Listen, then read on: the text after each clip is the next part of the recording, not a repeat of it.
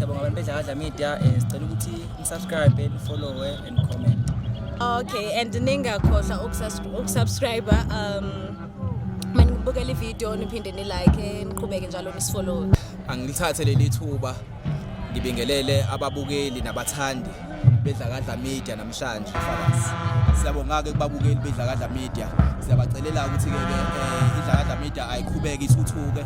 Bafowethu siyacela ukuthi ni like ningabuki nje kuphela. Makwenzeka kufika ithuba lokuthi kuvela iadvert while usabuka ibuke leyo advert leyo izokwenza ukuthi abafowethu bethuthuke yenza ukuthi umsebenzi uqhubekele phambili ungashoni phansi. Sithi phambili ngeDlakadla Media aqhubeka kanjalo. Siyabonga kakhulu.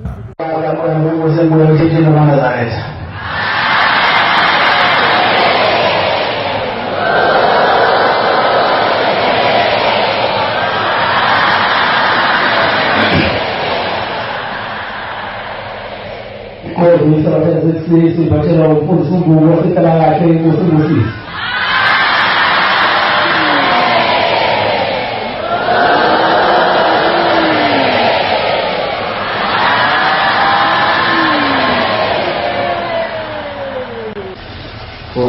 Così.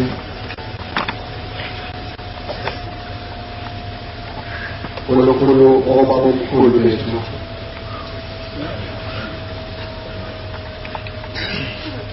Ngicela Nkosi ukuphisile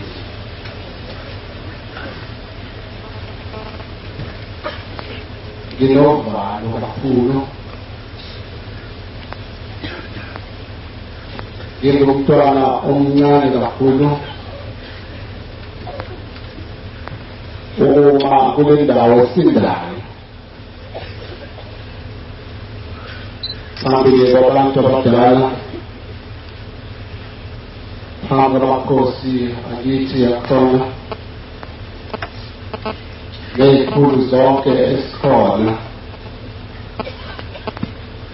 baba sibonga umhlangano kaJulayi osiphewa omuhle kangaka kubalulekile Nkosi abantwana babantu amazwe ngamazwe usikhiphile Nkosi isitimela sakho sahambe sima iteshi ngey'teshi kwathi bamemile basebeyagibela bawamela Nkosi ukuba beze kulo mhlangano omkhulu kangaka kaJulayi ngicela Nkosi ukuba ungiphe amazwi amahle kulesi sithebe sakho sasezulwini uNkulunkulu athi angisiqobe ngalo mzuzu nami ngizibongela uNkulunkulu ukuba ngimenyiwe ukuba ngibe khona phakathi kwalendawo kulo Julayi bengingazibonanga-ke Nkosi ngilokhethekile ukuthi ngase ngime phambi kwabantwana bakho kodwa kuwe owaziyo noqondayo ngicela uNkulunkulu ube uye ozongipha amazwi afanele lomkhandlu omkhulu ongaka baba ngingaqhubeka kakhulu ngibongela lomshumayeli engimcelile ukuthi akangihole ngobhedesho ukusinda ekufeni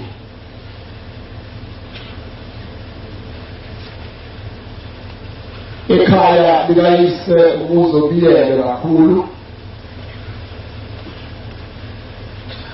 phezulu kwaze wafaka lokhu kuthiwa uBob Wire ukuthi umntana wazibeka phezulu uthaka ikhaya likayise alakile lemabhedla gasi yalokho yavalwa sizo zalapho emhlanganweni phakathi kobusuku elele nomndeni wakhe uthe uyaphaphama waphaphama embhedeni sekhathwe insizwa zihlanu zilikhombe ngey'bhamu zonke abesibamba lutho ukuthi singene kanjani kithi.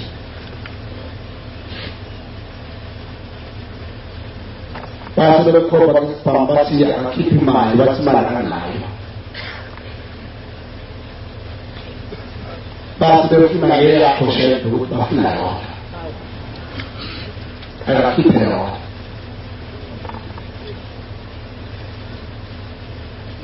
Zamshayela izibhamu ezinsizwa zesibhamu zazo.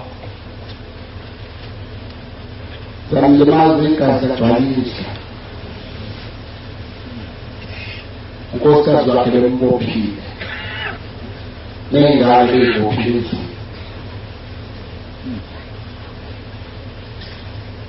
Basebewuthatha umnikelo wakho shema.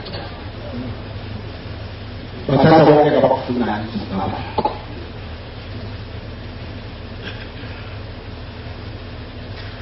Yabonga yazizulu ngelapha lekhulu iqolo lokusho ukuthi uNkulunkulu vezizwe.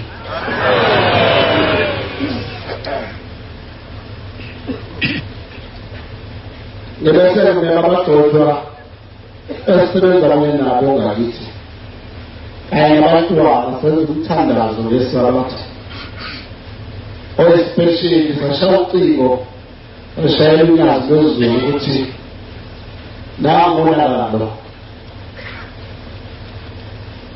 wasala kusasa ngesonto sishaya ucingo ngesabatha zafika insizwa ezine zathi ithathe silapha ebusuku sizogqeza singene isikhombe.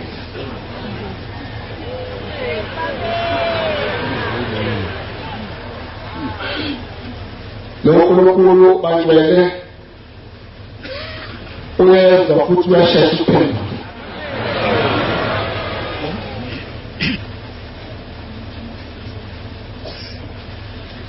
Ukhona lo kakhulu ngaya isibele ukuthi uyeza kodwa uyaphuza ukuphendula ngoba usahambelana nabantu abaxabekile.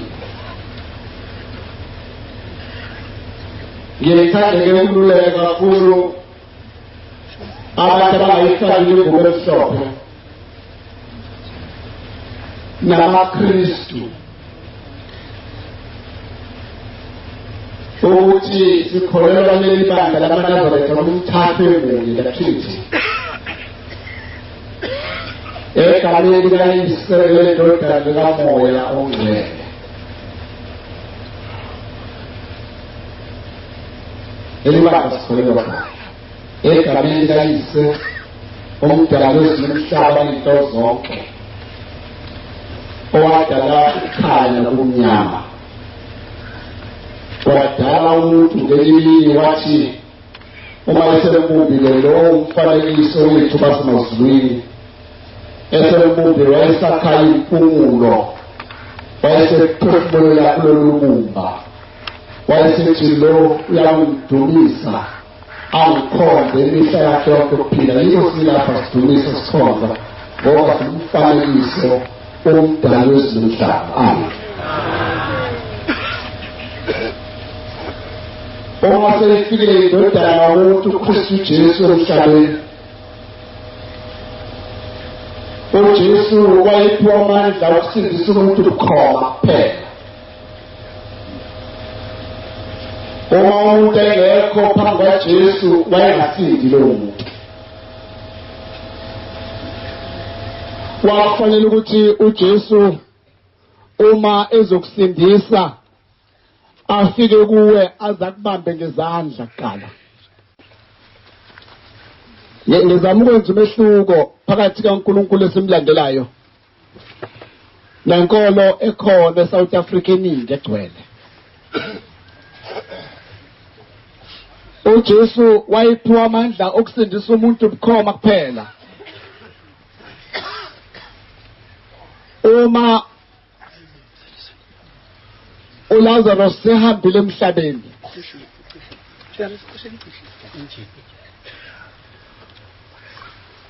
uma uLazarus sehambile emhlabeni, kwaphoqa ukuthi udade wabo uMartha waphoqa ukuthi udadewabo uMatha ahambe aye lapho kukhona uJesu khona eyombikela ukuthi umfowabo uLazarus uyahambile emhlabeni. Ngithi manje uJesu wayiphiwa umuntu ukusindisa, wayiphiwa amandla ukusindisa umuntu kukhona kuphela. Amen. Uma uLazarus uyahambile emhlabeni kwaphoqa ukuthi udadewabo uMatha ahambe aye enkosini uJesu eyobika ukuthi uLazarus uyahambile emhlabeni. uJesu kwaphoqa ukuthi akashiye indlela yakhe ahambe azofika emathanjeni kumbe esidunjini sika Lazarus lapho ebekwe khona. Uma efika khona uthi mathambo hlanganani, esho amathambo kaLazarus ukuthi akahlangane nomphefumulo khona ezovuka uLazarus ethuneni. Hlobo zami ezinhle enkosini, ngithi ke uma ngisukuma ngibonga le ndaba enkulu engaka yokuthi sasha ucingo, sashayela unyazi lwezulu lapho lukhona la uzwa umthandazo wethu. Amen.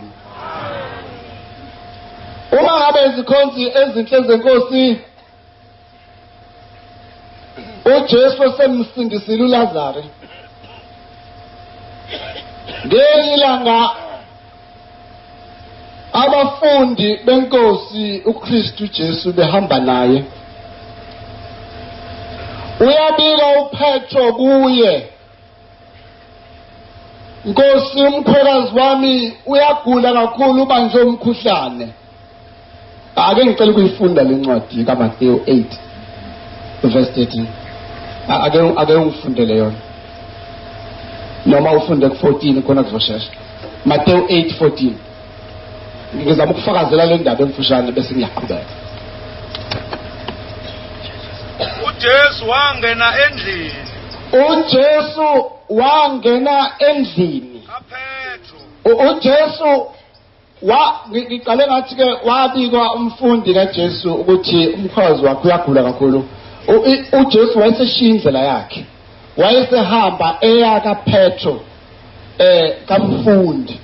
Uma esefika uJesu kamfundi ungena endlini, uthini ke baba? Wabona umkhwekazi wakhe elele. Akabonanga ke umkhwekazi kaJesu, kodwa wabona umkhwekazi kaPetro. Ngithanda ulungise lapha etimeleni.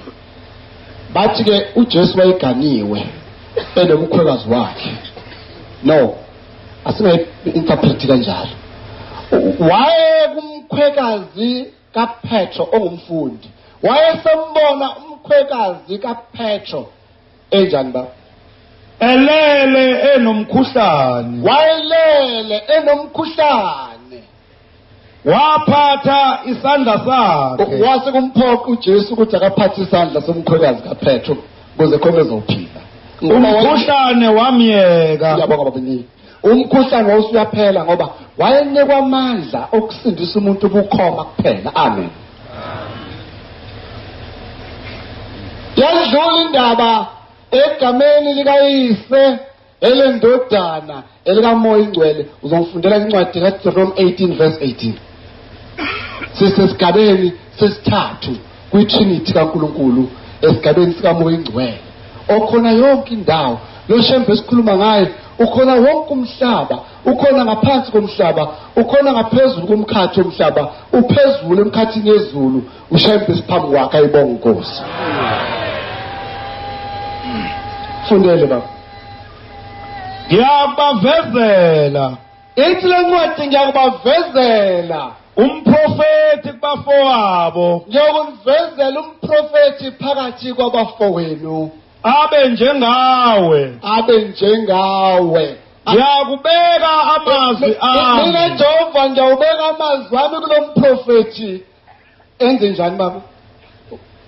Emlonyeni wakhe. Ngiyawubeka amazwi ami. Uthi uJehova mina ngiyawubeka amazwi ami emlomeni walo mprofeti. Uyakhuluma kubona konke akutshelwa. Akhulume kona yonke into ayitshela. Ngiyabonga baba ningi. bengifakazela nje i-Trinity kaNkulunkulu ukuthi sisesigabeni sikamoya oyingcwele umabizwa sabele osindisa noma ukuliphiswe. Ngizocela ngihuba ingoma yamashumi amathathu anesihlanu ivesi lizoba linye. Abafethu besangibhekela incwadi engizoyifunda. Ngizofunda incwadi ezimbili. Ngizocela incwadi kaDaniel. Ningibhekele yona. uDaniel 5 uqale ku1 kuya ku8. Mene tekele ufasi. Ingoma amashumi amathathu anesihlanu. Baba wethu osezulwini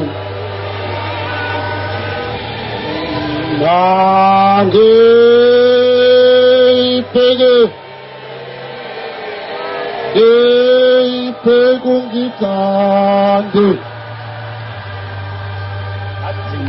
nawe baba wethu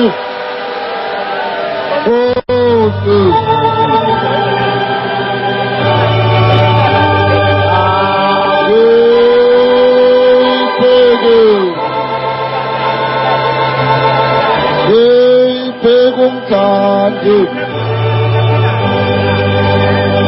awungazibeki enough.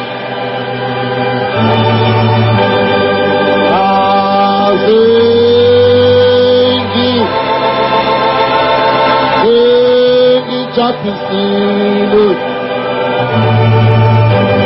ahungazibeki enough.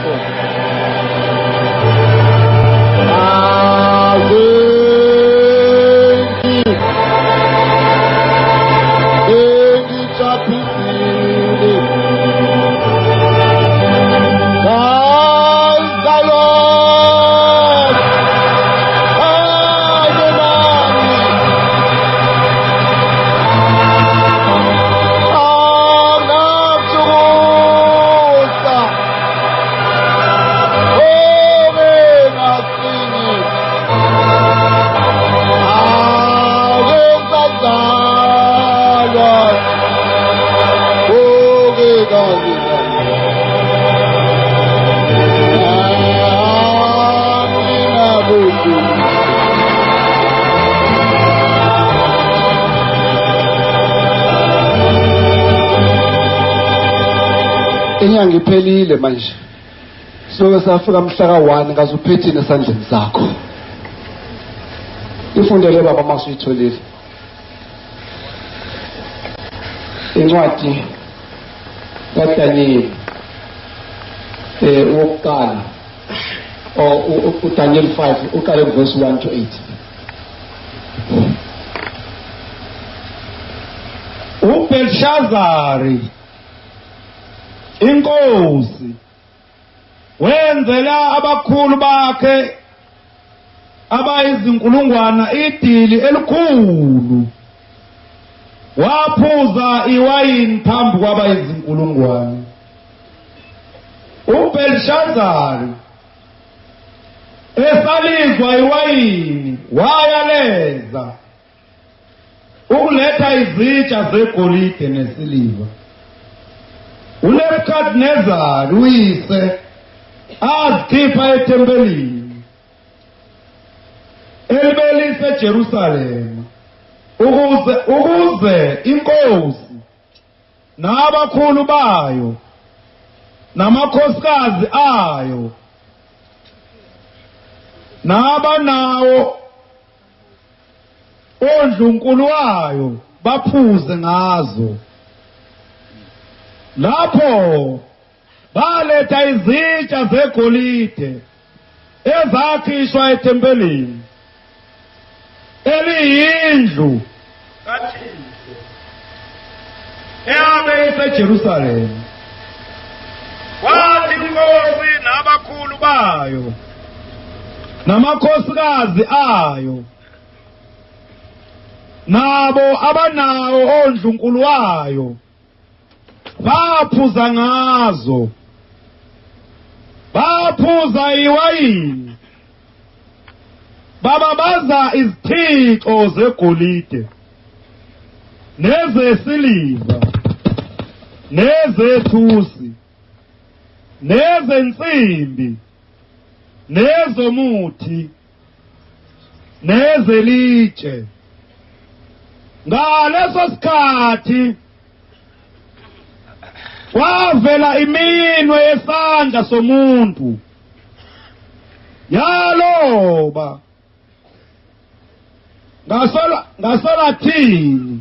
ngasolithini lwesibani ekunamekweni kodonga lwendlu yenkosi. Yathi inkosi yabona impama yesandla esalobayo. Lapho inkosi ukwenama kwayo kwafiphala, zathi izicabango zayo zayethusa, zaze zaxeka izinyonga zokhalo lwayo, ashayana amadolo ayo. Lapho inkosi yamemeza ngamandla ukungenisa abamaki namakhaldi nezanusi. Inkosi yakhuluma yathi kwabahlakaniphileyo baseBhabhiloni, lo muntu oyafunda lo mbhalo angibonise ukucacisela kwawo, uzowuvatha ezibomvu nesishinga legolide entanyeni yakhe, abuse okwesithathu embusweni. Base bengena abahlakaniphileyo bonke benkosi, kepha babengenamandla okufunda lo mbhalo nokuyazisa inkosi ukuyicacisela.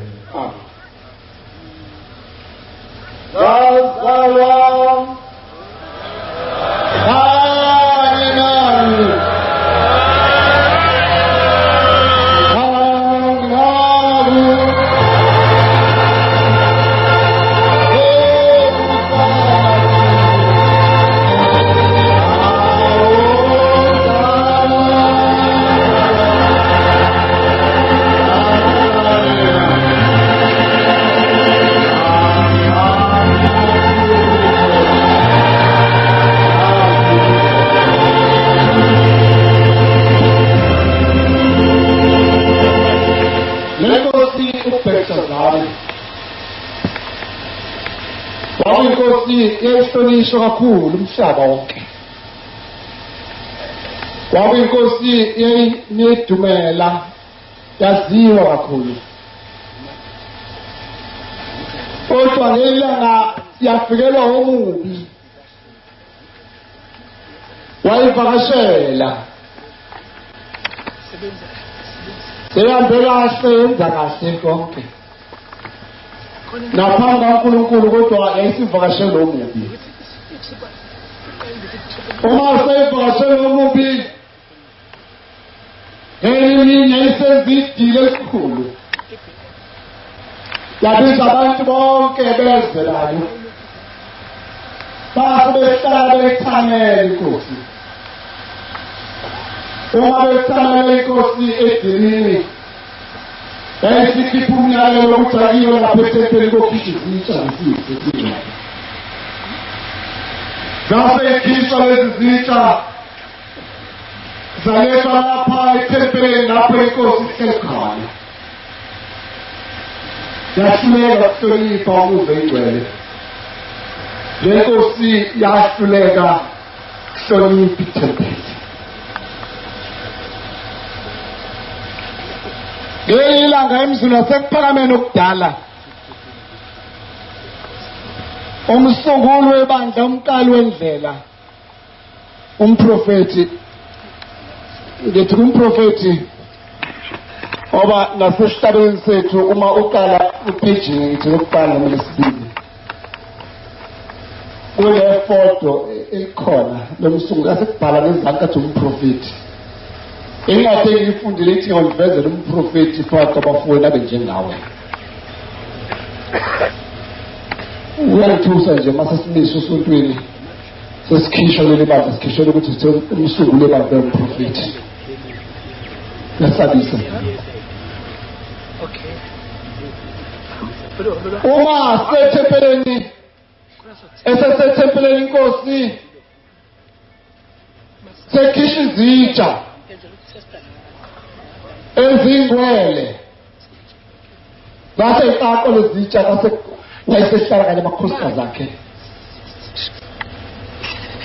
wasekhishwa lezitsha wasekuthela iwayini kase kuyaphuzwa kwaphuzwa-ke yayisiba mnandi inkosi kayidawo yayisiba mnandi inkosi mase imnandi inkosi phambi kwesizwe sayo seyijabulile kakhulu esayisabhekile odongeni yayisibona isandla uma isandla sithi name odongeni wasekuhlehla nje kancane lokujabula ade kuphuzileyo wayesesibona kahle sayo uma sesihlala isandla embhalweni sihlala udongeni inkosi ayisishawa uvalo kakhulu angenamanzi emadolweni yakhathazela yangazi ukuthi kufanele kenze njani acishe yawo isihlalo sayo sobukhosi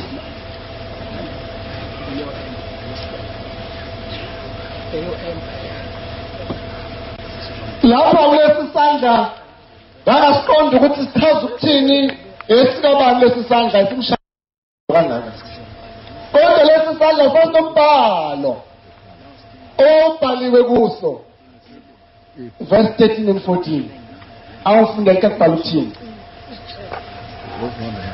Daniel 5:13-14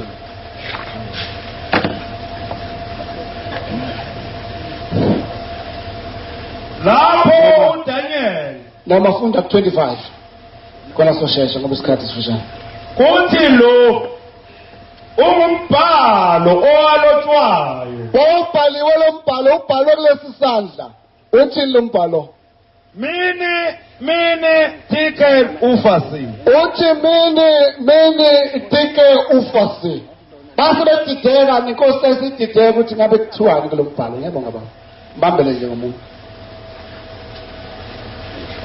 yayisimema izanusi yamela abaprofethi yamela izazi zonke ithi ngenza isivumelwano somuntu oyofunda lo mbhalo yenza isivumelwano somuntu oyofunda lo mbhalo umuntu oyofunda lo mbhalo koba nguye ombulelwe uThixo amandla sezulwini kobe nguye uThixo ahambele kuye zafika izanusi zahluleka zonke bafika abaprofethi nezazi zahluleka zonke nabantu abafunde kakhulu bafunda incwadi ezinkulu ama-encyclopedia nama-thesis kodwa bafike bahluleka ukufunda lo mbhalo ngoba lo mbhalo wawujulile ubhalo umbhalo wasezulwini ongenaqondwa umuntu wasemhlabeni ithi-ke inkosi ozofunda lo mbhalo ngizamnikeza isambatho esahlukile esikazi angasimbathe umuntu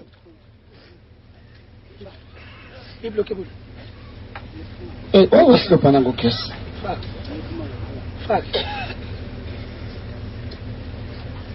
ngiyalithanda kokulizwa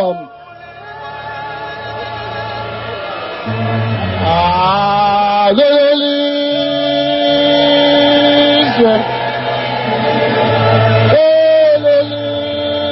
lizayo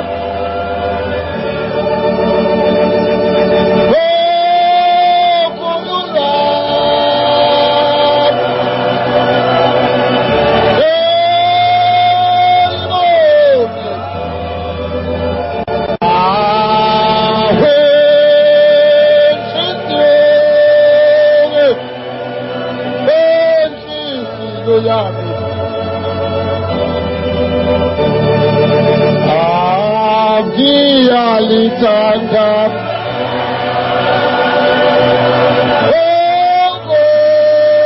Lizwa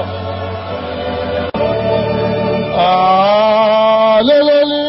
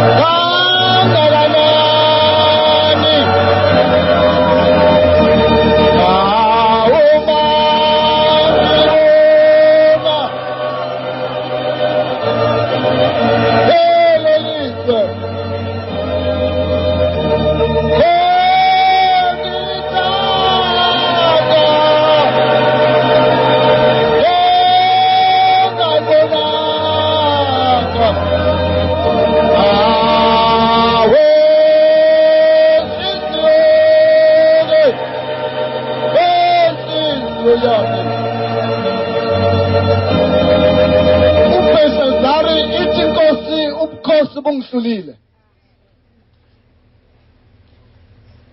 ngoba ngihluleke ukufunda lo mbono kaNkuluNkulu othi kodwa umuntu ofunda lo mbono kaNkuluNkulu kungiphoqa ukuthi ngehle esihlelweni sobukhosi uma sengehlile esihlelweni sobukhosi yena uyembathiswa ingubo engazange imbathiswe umuntu yena uyembathiswa ingubo unikezwa ingubo yakhe yobukhosi bakhe yoba nomehluko phezulu kwamakhosi onke akhona yoba bovu yakhe ngoba yena ufunde imfihlakalo kaNkuluNkulu engazange ibonwe abantu. Indaba yami isengubeni ebovu. Angihlupha lokho khuluma.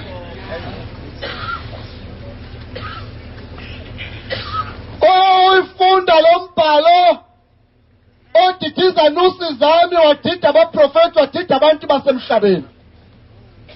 Kuyokungiphoqa ukuthi ngimnikeze igolide.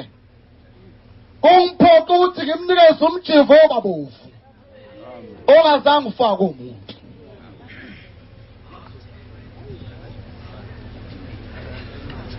Ayisiqhamuka indoda uDaniel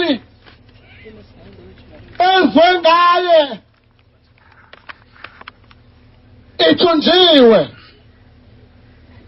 ihluphekile ade iboshiwe isiboshwa ingomncinyane kunabo bonke engelutho ayisiza indoda uDaniel yathi mawubheka lo mbhalo esambulo sasezulwini savuka kuDaniel ukuthi bese ufunda lo mbhalo ukuthi uthini lo mbhalo obhalwe lapho sewudide bonke abantu awe ngifundela ukuthi uthini umbhalo.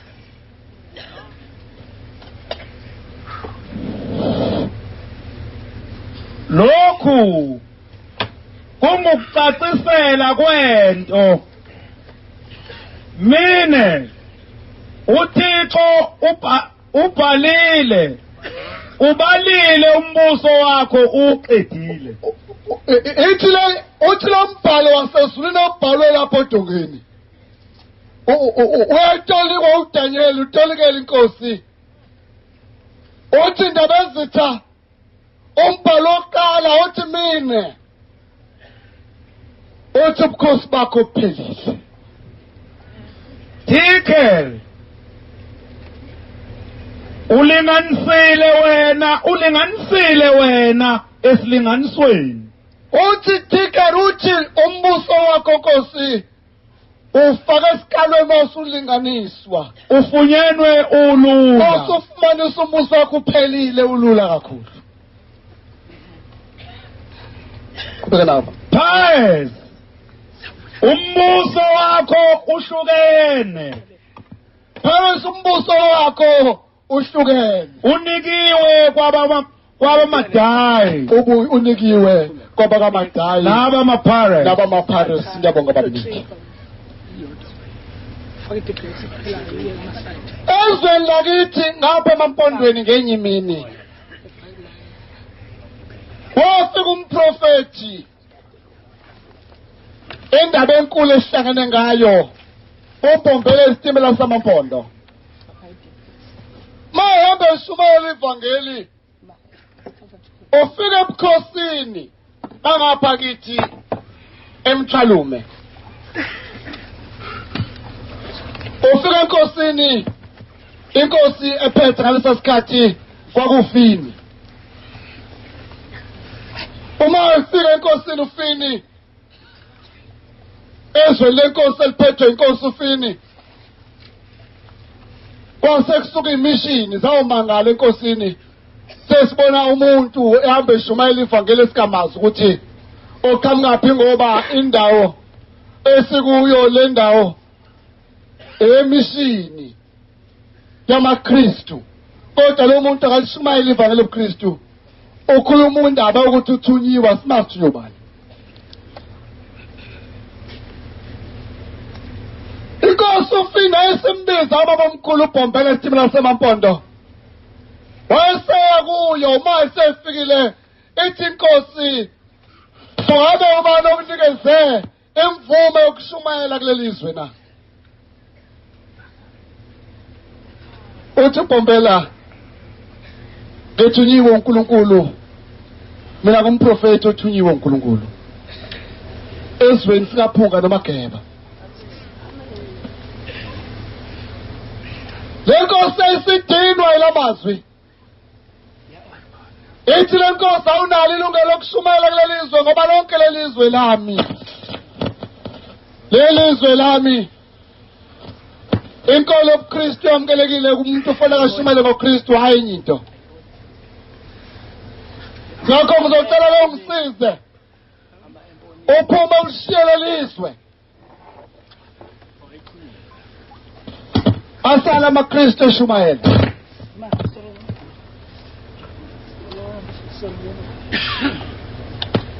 Uthi ubhombela mayisukuma iqeda ukukhuluma inkosi uthi yabona thina boshamba sihlulele umuntu olamagazi amabili.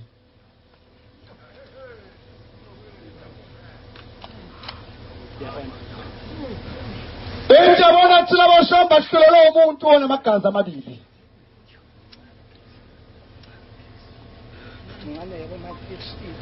Wase kusuka umsindo waxokozela abanye bambisana nenkosi uFini abanye bethi cha yebo uShemba shumayele baphambana abantu badivayideka phakathi.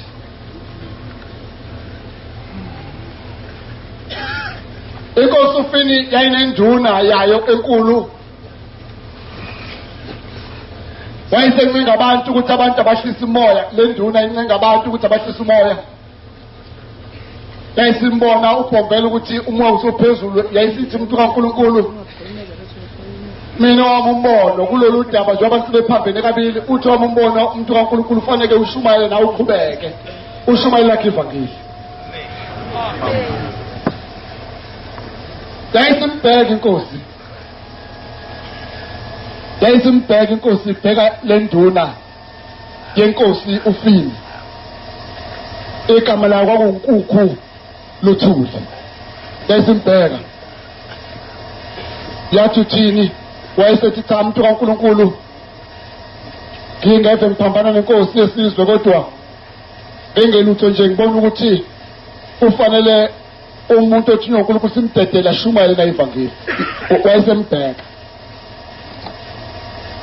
sambheka oyisoni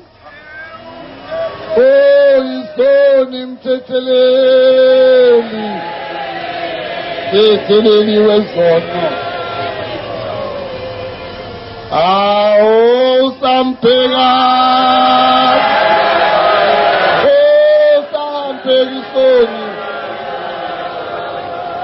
isoni mthetheleli.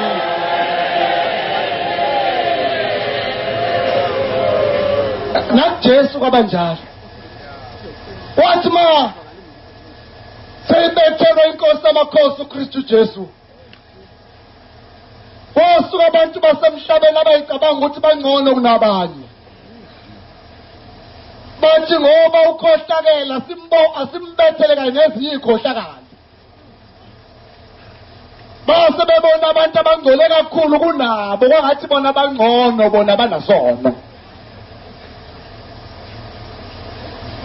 Wayesele nguJesu esiphambanweni namadoda amabili, enye besesandleni sokudla, enye besesandleni sobunxele. Wayesele ngaphakathi athwesa isiphambano lamadoda onke alenga phezulu emthini okuzitela kanye noKristu Jesu. Wasecabanga isono sodwa ukuthi kodwa Nkosi sikubonile uzenzile imangaliso ezinkulu, namanje ngalomzuzu wokugcina angeke uyenze imiracle yakho sehle lesiphambano. Enza umlingo wokugcina ebese sehla kulesi siphambano. Inkosi yamakhosi uKristu Jesu elenge wayesembheka, wayesebhekisoni,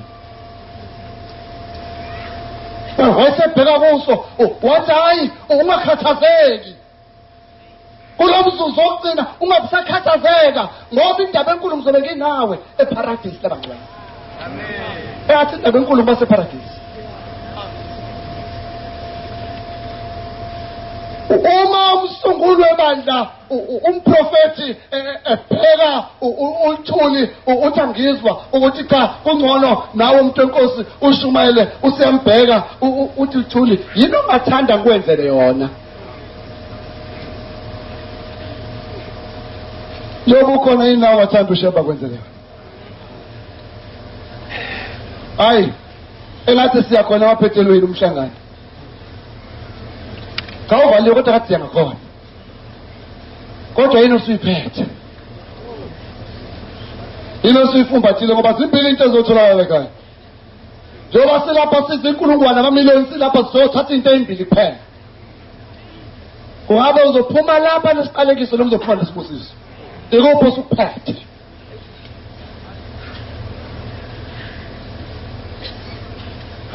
uThuli muntu kaNkulunkulu ngingathanda ukuba inkosi ngiliphathe lonke lelizwe.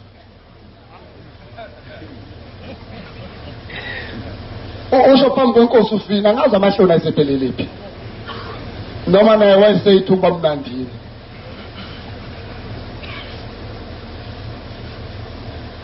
Uthi uphombela kuye uthi inkosi ibusise, uzoyithola into oyifunayo. Wayesendikibale esehamba esebashiya esehamba ngoba isoniwe inkosi yesizwe. Uyinjabulo makhosi eSendlunkulu ubona uNkulunkulu yomele kangaka amakhosi elandela unyazi. Amen. Ngoba amukho omunye ongabuya landelwe ngaphandle konyazi ayibonga inkosi.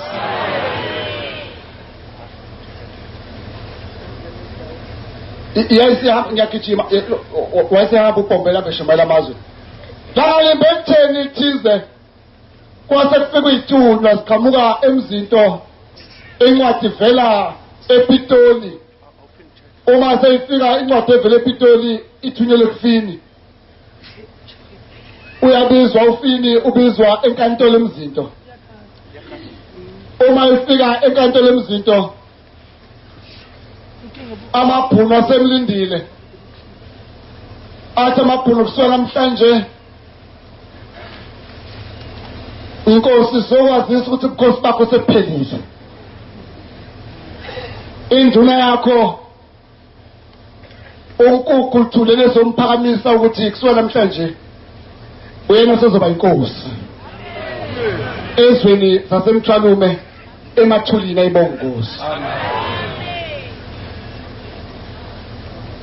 Sikhuluma ke ngomprofeti onjalo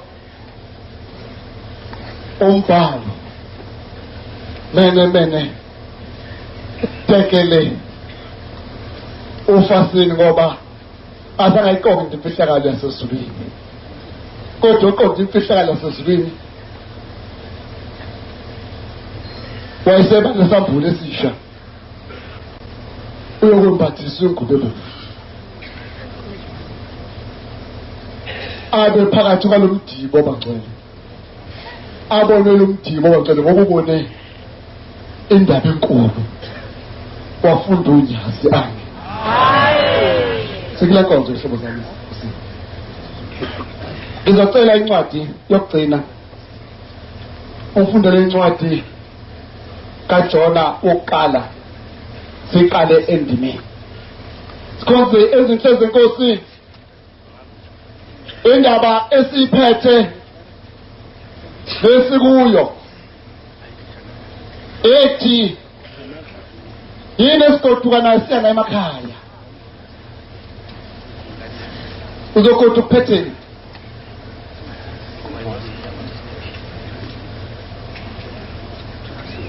sabangizwayo laba bantu into esihluphayo futhi kulesi sikhathi esikusona nomhlaba sikona nevakele sikulona sithi njengoba sishumayela babe besinterpret abantu kumbe beanalyze okusho ukuthi ucwaninga becwaninga amazwi esiwakhulumayo neyintshumayelo zethu esishumayelayo mhlawumbe uthi ngiyaphuma la esontweni sengimisiwe nje bandleni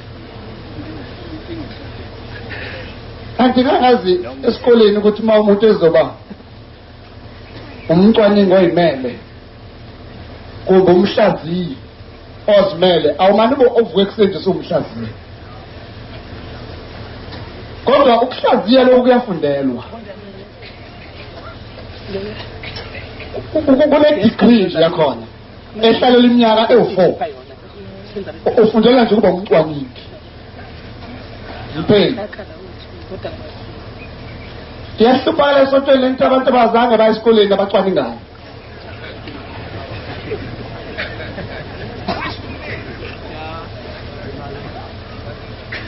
izolimaza futhi ibandla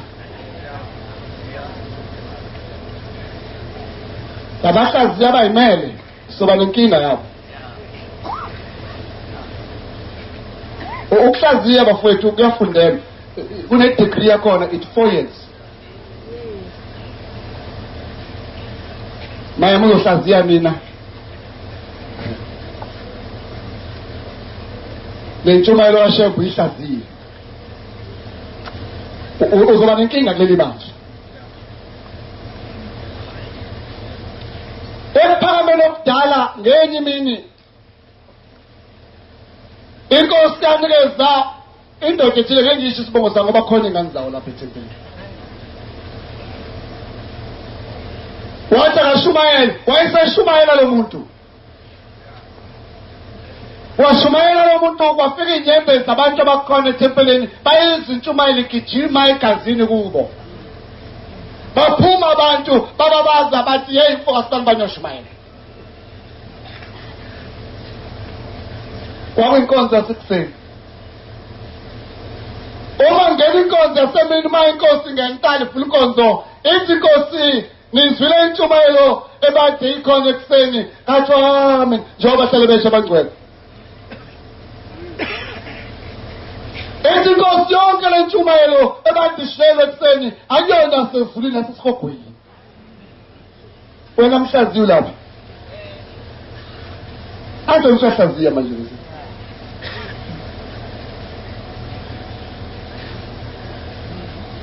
njengoba nje bishumayelane sengizobuzela ekudleni ake ngizochaza inkosi yasezulwini isikhathi esikusona isenkingeni ende kakhulu. Ngiyabonga Nkosi, bengazi ukuthi ngikhona esikhethweni sasezulwini ngoba ngitsheliwe kathiwa unyaza alisangifuna ukungibona. Bengazi ukuthi ngikhona esikhethweni sasezulwini. Ngisaba nokusondela kuNkulunkulu ngoba ngatshelwa bakithi athi ubaba kangifuni.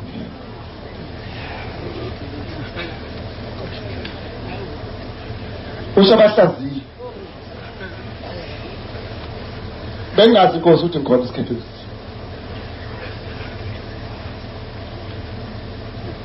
Ngicela baba ungifundele masuyithole incwadi.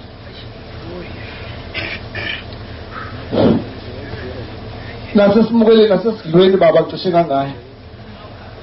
Ngithe sengilungile ngazi ngotshelwa kwathiwa angiphindele edokodweni ngohlala phansi. Angimukelekile.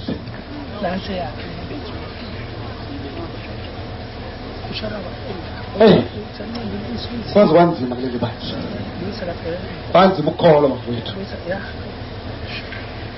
Fundele ba. Wathi laba khona izwi likaJehova kuye uJona indodana kaMithali lithi, suka uhambele eNiniva, lo muzi omkhulu, umemeze ngakuwo ngokuba okubi kwabo kukhuphukele ebusweni bami. Kanti uJona wasuka wabalekela eTashishi, ededa ebusweni bukaJehova. Wenyukela eJopha wafumana khona umkhumbi oya eTashishi. Wakhokha inkokhelo yawo, wangena kuwo ukuya nabo eTashishi, ededa ebusweni bukaJehova.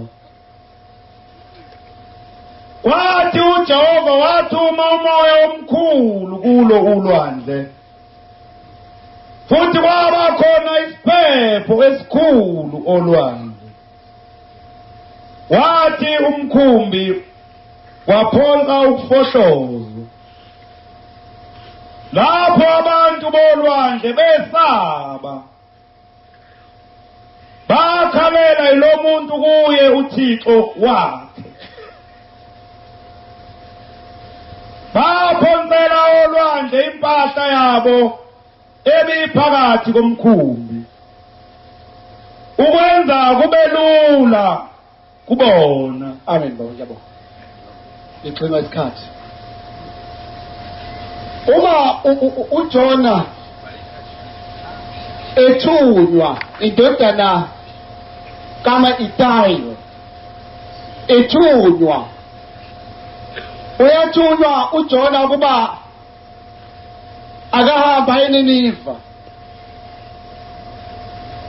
kodwa mayesendleleni ugibela umkhumbi obheke eNtalashishi. Uma phakathi kulo mkhumbi akabona umuntu, ungene kwi-basement nomkhumbi. Kose kuvuka isivunguvungu, uma sivuka isivunguvungu umkhumbi uzamazama, kwathi abangaphakathi ukuze khona singeke sintante ngoba impahla iningi kakhulu nezithina ziningi kakhulu. Ungcono siluze impahla zethu ukuze khona umkhumbi uzoba light ube lula ukwazi ukufloata phezulu. Base bekhipha impahla zabo ngamawindi, bayilahla zonke impahla, base besala beyize bekodwa. Kodwa umkhumbi wagcina unjalo, ufuna ukuzika umkhumbi, wanyakaza wonke umkhumbi.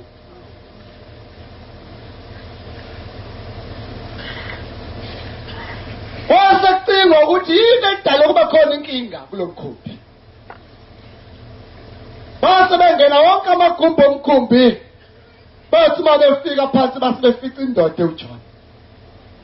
Uma befica le ndoda uJona lithi ivangeli lapha base bejuba izintambo zabo intambo zabo nezibopho zabo nenkatho zabo base beyisefa indoda uJohn base bethola ukuthi hayi esifweni khona inkinga khona ngale ndoda wathola ukuthi le ndoda khona inkinga enayo le ndoda ithunywe kwenye izwe kodwa ihamba iya kwenye izwe le ndoda ithunywe kwenye indawo igibela umkhumbi uya kwenye indawo wasufuna ukuzika umkhumbi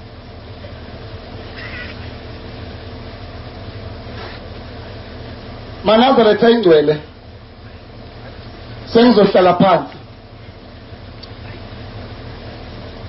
sithi siyoni sangakithi ngelilanga ngiye emlindelweni emzini wakwaNgwenya uhamba indoda yakhona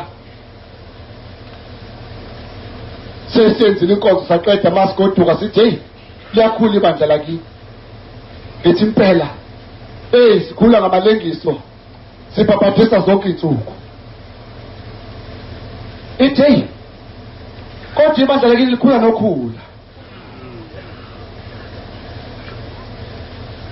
angikuthandanga lokukhuluma kodwa umbuzo enginawo wamugwenya uJona umkhumbi uzihamba kahle usaflota kahle kwakhona ithempeli la kwajiwa ngekhona kabakhona ithempeli futhi wathi na ujiwa ngakini futhi aphinde wabona ithempeli futhi umkhumbi usihamba kahle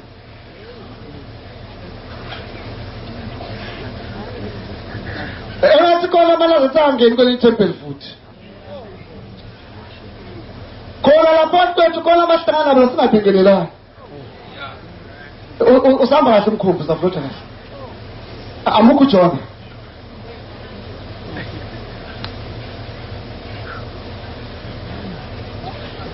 zaningana izinto uthelelile ngomfundisi wathi nentuthu kaShemula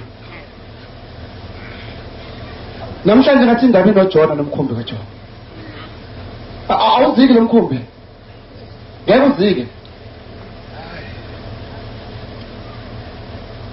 amadoda amabili adayiselana imizi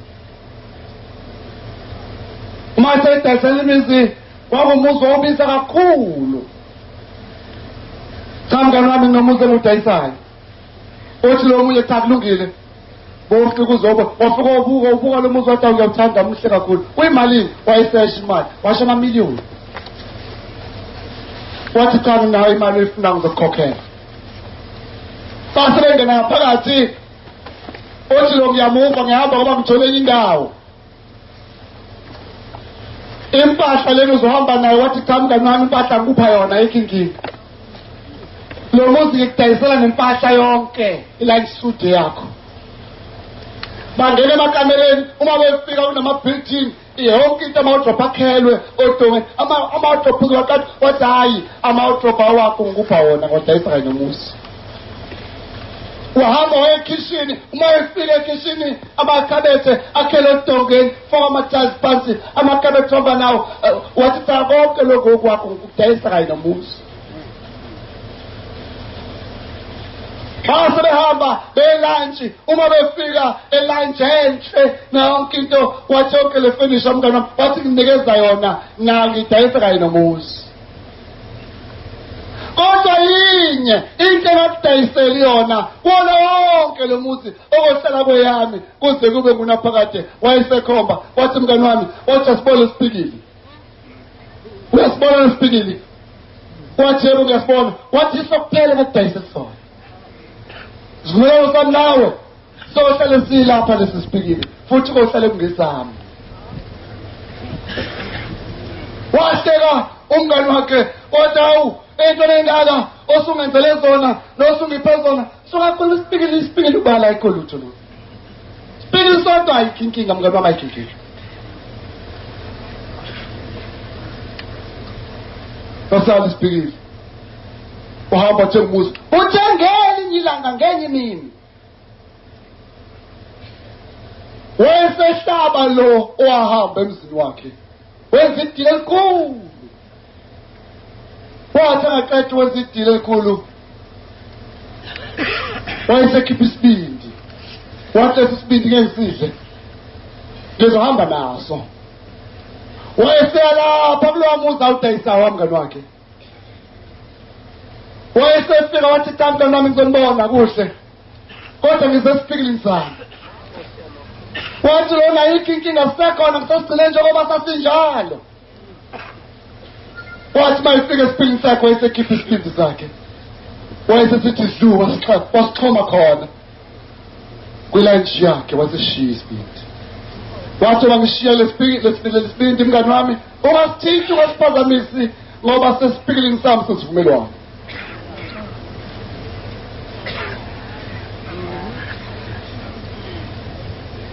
Uhamba laphela isonto akabuyi uzolanda isibindi sakhe. Laphela lesibili isonto akabuyi uzolanda isibindi sakhe asibeke esiphilini sakhe.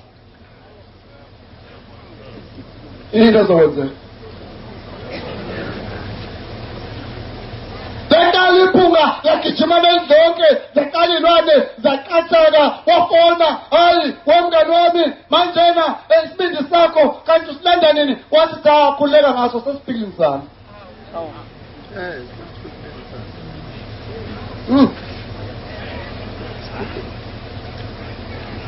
Sesibhabhadisile waphinde wabhabhadiswa kodwa indaba enkulu isesiphilini senhliziyo yakho ngoba namanje awasukile umsebenzi wakho.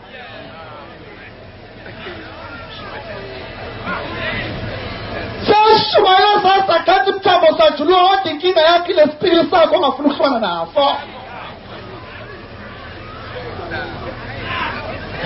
Uyawuhlukana nani naso lesipikili sakho?